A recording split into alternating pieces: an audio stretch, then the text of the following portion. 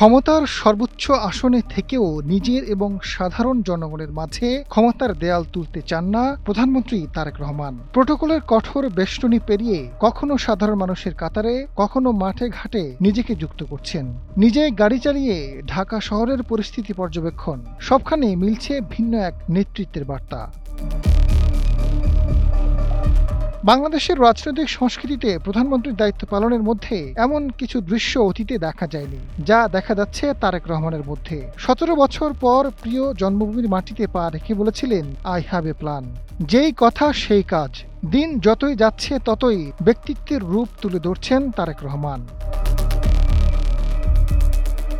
প্রধানমন্ত্রী হিসেবে দায়িত্ব নেওয়ার পর থেকেই প্রচলিত প্রোটোকল ও রাষ্ট্রীয় আনুষ্ঠানিকতায় পরিবর্তন এনেছেন তারেক রহমান। সরকারি গাড়ির পরিবর্তে ব্যবহার করছেন ব্যক্তিগত গাড়ি। প্রধানমন্ত্রীর বিশাল বহর থেকে গাড়ি কমিয়ে 4টিতে নিয়ে এসেছেন। প্রধানমন্ত্রীর চলাচলের সময় অতিরিক্ত পুলিশ এসকর্ট ও রাস্তা আটকে রাখার প্রথা কমানো হয়েছে।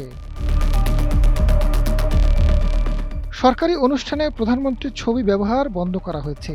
সরকারি অফিস, শিক্ষা প্রতিষ্ঠান সহ বিভিন্ন স্থানে ব্যক্তি বন্দনার সংস্কৃতিতে নিরুৎসাহিত করা হয়েছে। মন্ত্রিসভার অধিকাংশ বৈঠক করা হচ্ছে সচিবালয়ে, যেটা আগে দেখা যেত না। অপ্রয়োজনীয় বিদেশ সফর বাতিল করা হচ্ছে, বড় প্রতিনিধি দল কমিয়ে ছোট করা হচ্ছে। সংসদ সদস্যদের শুল্কমুক্ত গাড়ি সুবিধা বাতিল করা হয়েছে।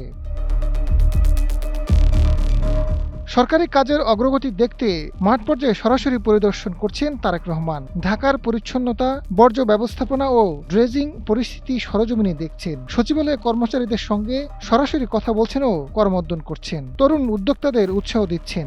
রাজনৈতিক প্রতিদ্বন্দ্বীদের সঙ্গে সরাসরি যোগাযোগ ও সৌহার্দ্যপূর্ণ সম্পর্ক বজায় রাখার চেষ্টা করছেন।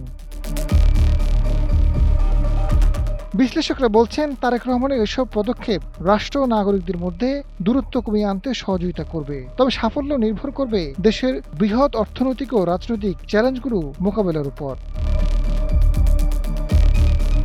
আজাদ ফারুক, সময়ের আলো।